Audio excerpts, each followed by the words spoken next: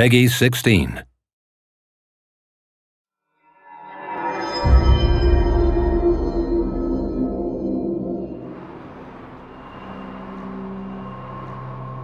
Hi, I'm CCP Commander Wayne. I am the Community Manager for Dust 514. I'm here outside of our Shanghai office where the majority of our development team is located. I'm also here to introduce you to our lead vehicle designer, CCP Blam, who is going to take you on an insider's look at vehicles right now in a closed beta. My name is Ryan Thornton. I'm a game designer at Dust 514, otherwise known as CCP Blam.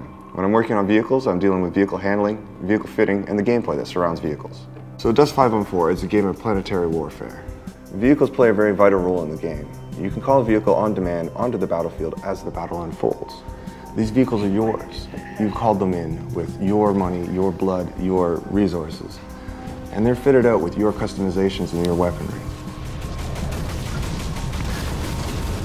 So there's actually three main classes of vehicles in Dust 514. You've got the LAVs, which are light attack vehicles. These are one of the first things you run into as a player. They're highly maneuverable. They get you from point A to point B fairly quickly with a relatively large amount of agility. The second class of vehicle is the HAV. It's a heavy attack vehicle. And they're much like tanks. They take a lot of damage and they also deal quite a large amount of damage as well.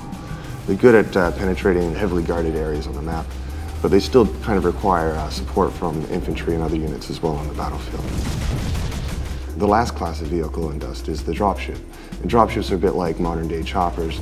They're highly maneuverable as well. They get you across the map fairly easily if you're delivering troops, or perhaps you might want to fit out your Dropship with extra weaponry to lay down fire from an aerial perspective. Each of these vehicle classes also have their own racial variants. If you look at the Galante, they specialize in more blaster technology, they're a bit more focused on armor protection, and they're a bit more mobile, a bit more agile. If you look at the Caldari, they have a bit of a focus on shield technology, and their area of specialization is rail weaponry. The great thing about Dust 514 is that we're never really finished making it.